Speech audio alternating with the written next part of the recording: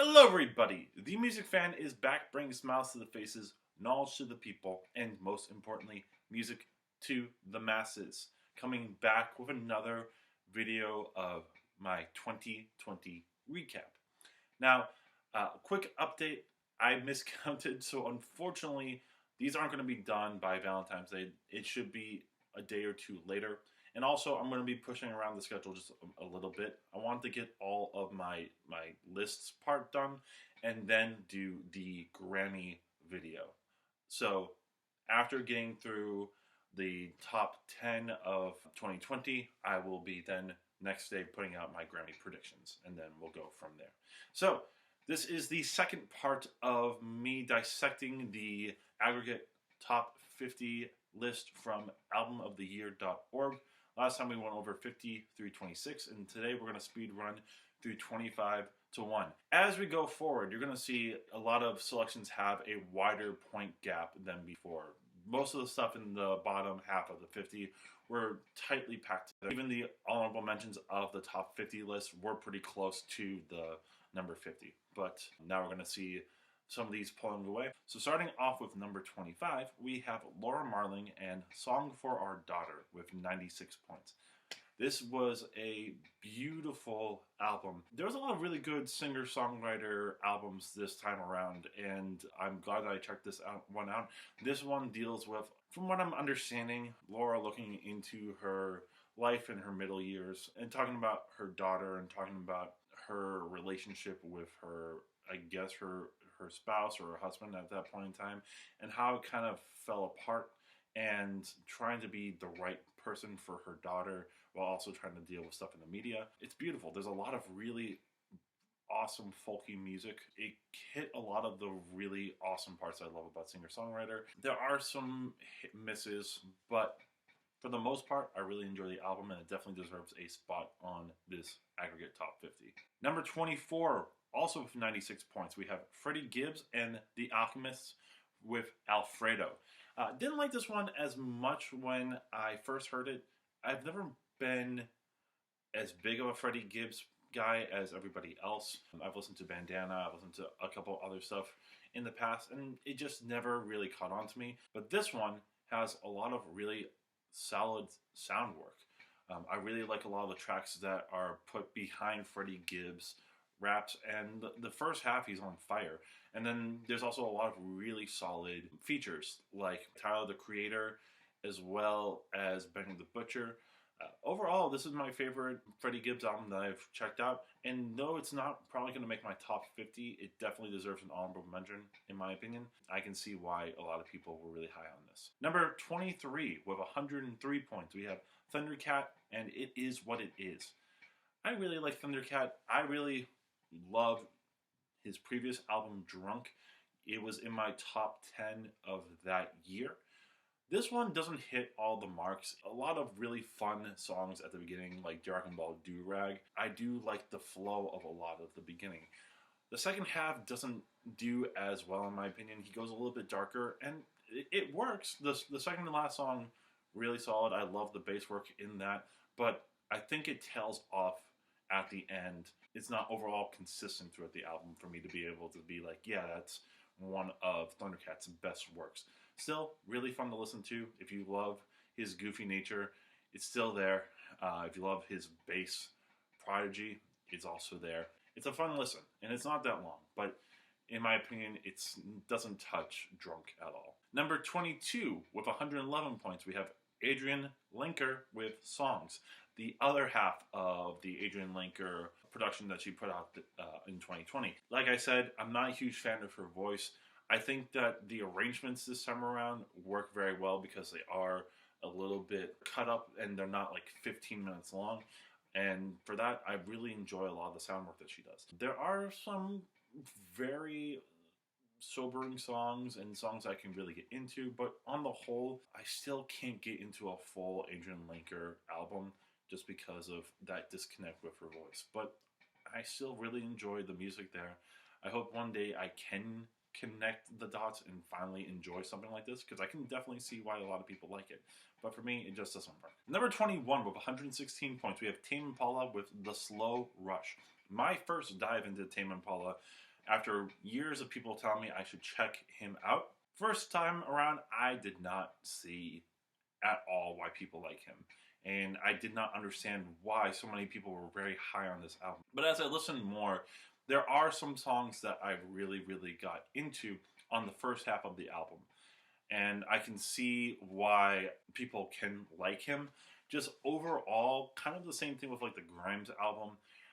It's not fully fleshed out in a way where I think that the whole entire album is good. As many songs as I really enjoy the beat and the melodic work, there are other songs that just absolutely annoy the shit out of me. It was very close to being one of my honorable mentions, but I think I can see why people like it. I would love to go back to some of his previous work because I hear Currents is a phenomenal album and I know some of the songs there, but this is not the album that's going to get me head over heels on Tame Impala. Number 20 with 123 points, we have Charlie XCX and How I'm Feeling Now.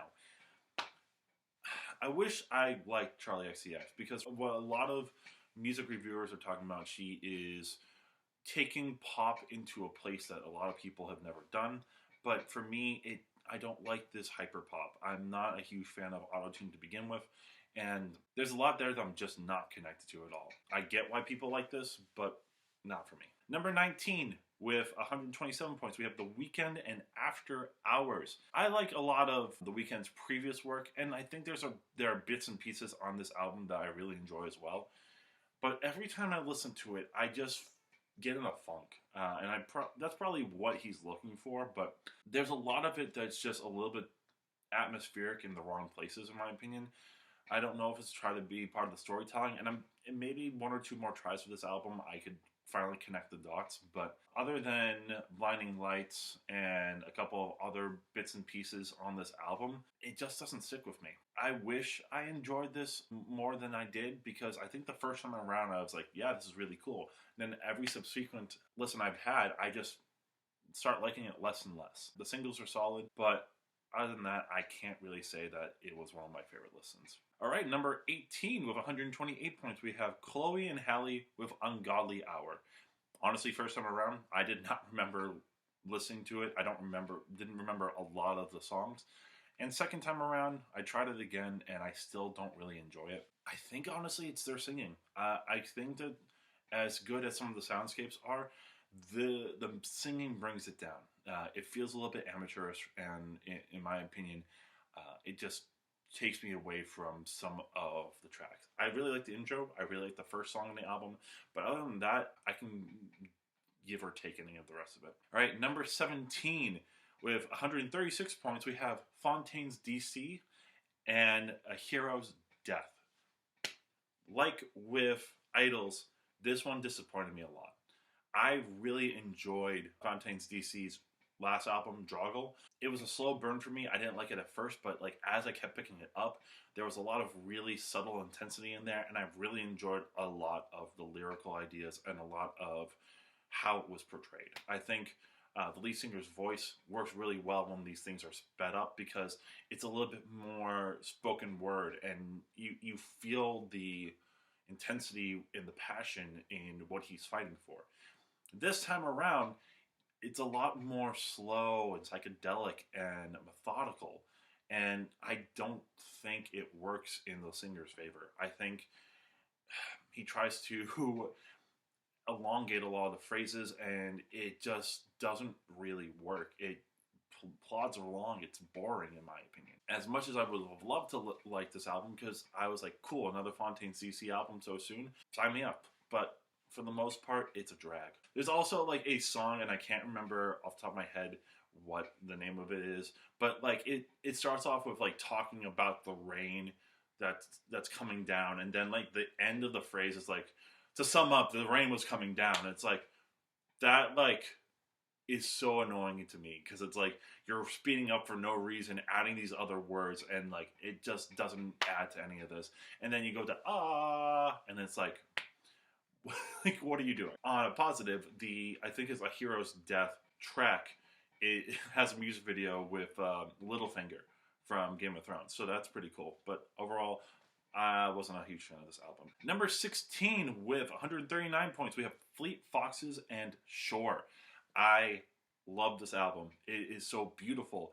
It is actually what I was missing from their previous album. Their previous album, I liked bits and pieces of it, but it felt so convoluted and a puzzle that wasn't fitting. This time around, I grew to enjoy all the beauty of this album.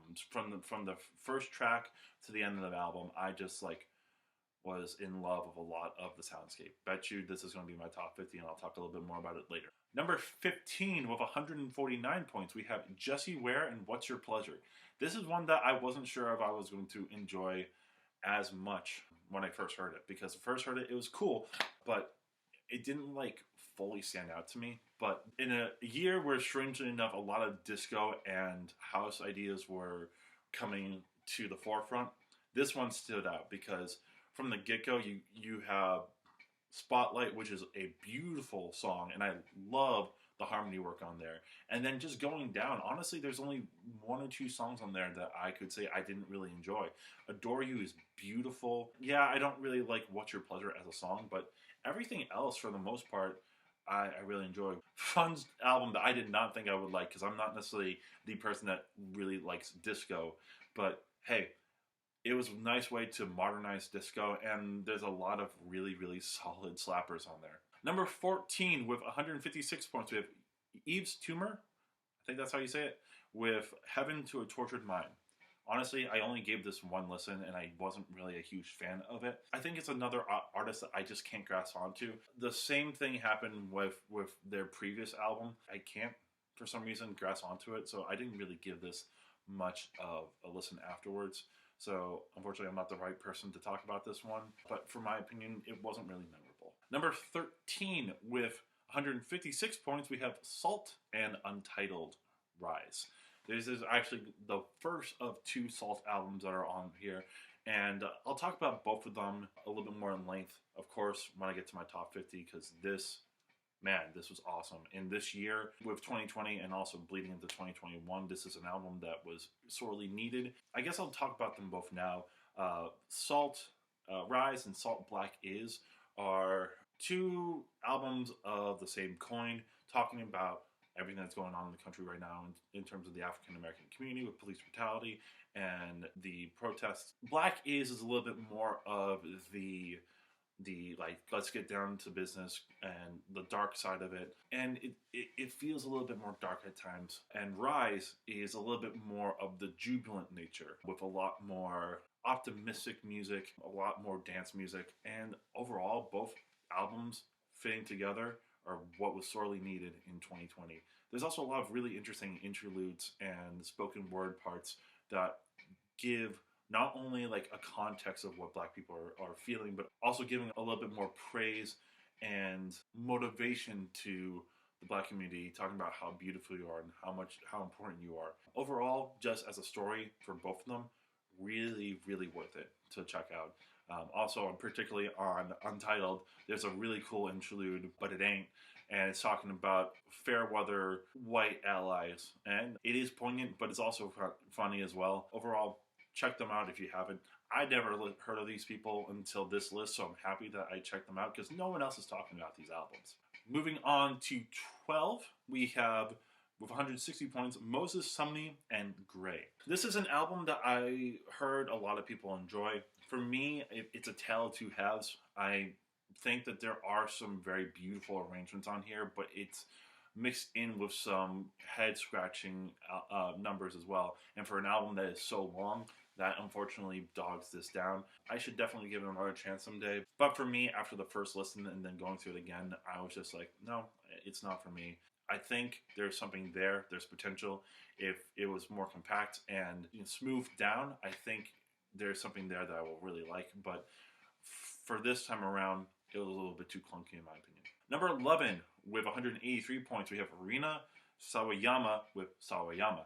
One of the more eclectic pop albums this year. It has bits of Linkin Park, it has bits of electronica, dubstep, You know, it reminds me a lot of the Poppy album from 2020, one that I really enjoy, but a little bit more fleshed out and a little bit more on the Poppy side. The second song on the album has this Britney Spears vibe with like Korn or Linkin Park, and it's really an interesting mix. I really like it. It's one that I think I need a little bit more listen to for me to be like, yeah, this is totally in my top 50.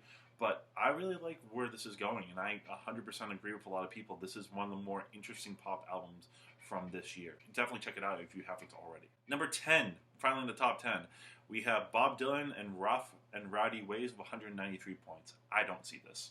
I think this is a Lifetime Achievement Award kind of thing. This was not the best way of finally checking out a full Bob Dylan album. I know there's so many more I need to check out, but I didn't see it. It sounds like an older man just recounting a lot of tales, and not in the more interesting way. You know, like sometimes when your grandparents are trying to tell you a story and they just keep rambling on, it kind of sounds like that sometimes. And the final track on the album, which is like 19 minutes long, about JFK assassination, has all these references to other song titles, and it just doesn't work out for me. I actually would like to know, if you're a Bob Dylan fan, please let me know what albums I should check out, because this was not a good first impression. Number 9, with 195 points, we have Haim with Women in Music Part 3. Don't let the title confuse you. There is, from what I understand, no Part 1 or 2, but this is their third album. I love it.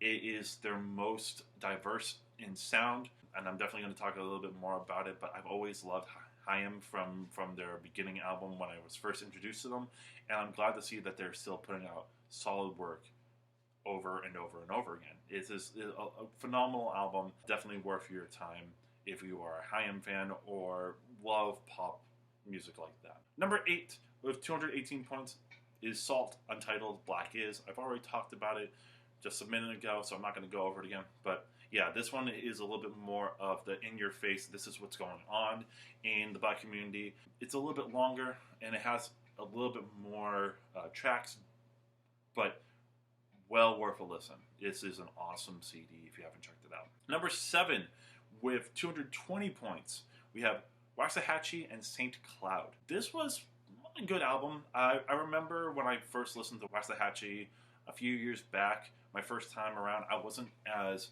deep into the female singer-songwriter indie scene. Now that I am, I like this album, but to me, there's some much better indie singer-songwriter albums this time around for me to be like, yeah, this is my top 50. But still, not a bad album. Really fun to listen to. Some decent songs on there, just not as good as some of the other stuff that I'll be talking about later on these videos. Number 6, we have 221 points, Perfume Genius and Set My Heart on Fire Immediately. This is a weird album. It has bits of Radiohead, it has bits of art pop. There are parts where I really like it. I love the beauty of the arrangements. But at the same time, there's some head scratchers on there to me, stuff that doesn't necessarily go anywhere in my opinion. So as much as I like it, and it will be in my honorable mentions, it doesn't resonate to me as the number 6 album of the year. But still, my first dive into it, I really like it. I'm very curious to see what he did previously, because there's a lot of emotional arrangements and stuff that's just beautiful in my opinion. Number 5 with 279 points. Now we're finally getting to the part where these albums are like head and shoulders above everything. There's a lot of a point difference. We got Dua Lipa with 279 points and Future Nostalgia. I like this album a lot. It is one of the better pop albums of the year. It's not going to make my top 50 to be honest though, because as much as I like a lot of these bangers, there's a lot on there. Hallucinate, I really enjoy. Break My Heart, but there are some songs on there that are weaker because, you know, it's a pop album and you're filling it out, in my opinion. I see why this is getting a lot of attention, and you should definitely check it out at least once. It's fun. Number 4 with 309 points. We have Taylor Swift with Folklore. I think this is her best album that I've listened to. I started listening to her, honestly, at Reputation, just because I was avoiding her. I didn't see the appeal. And then Reputation wasn't the one that I should have started with. This and Evermore, I do like. However, to be honest, I think I could interchange either and say that that's her best work. I think there's a lot of really solid songs on both, and there's a lot of really good features, especially with Bon Iver and Matt Berninger from The National, especially on the song Coney Island. Awesome song. There's also Chaim on I Think He Did It, which is hilarious. I absolutely love that song. I also see a lot of the Nationals' work on here. There's a lot of keyboard and electronic parts that honestly sound really familiar from the Nationals' last album from last year, 2019, I guess. So I see the bits and pieces of that work, but I think it's a collection. I think she does well, and I think that their work together works out. And I would love to see more of this, but I think if you had put both albums together and like just pick the best ones, I think that would have warranted a very high spot. But with both albums feeling hit or miss at times, I like it, but it probably won't make my top 50. But hell of a job from Taylor Swift this time around. Best work that I have seen from her. Much more mature sound. Number 3, with 385 points, we have Run the Jewels and RTJ4. This album, although it's not my favorite rap album of the year, hits hard like hell. This is my first dive into Run the Jewels, and I'm glad to see what all the fuss is about, because this album is ballin'. Walking in the Snow is such a cool song, and the rest of it is just really solid. You start off with a song where the beat is just gunshots, and I think that's super cool, and then ends with a Firing Squad song. Front to back, it's only like 35 minutes, something like that. Check it out. If you haven't already, you're missing it. All right, we got 2 more. With almost 100 points more, 446, we have Phoebe Bridgers and Punisher.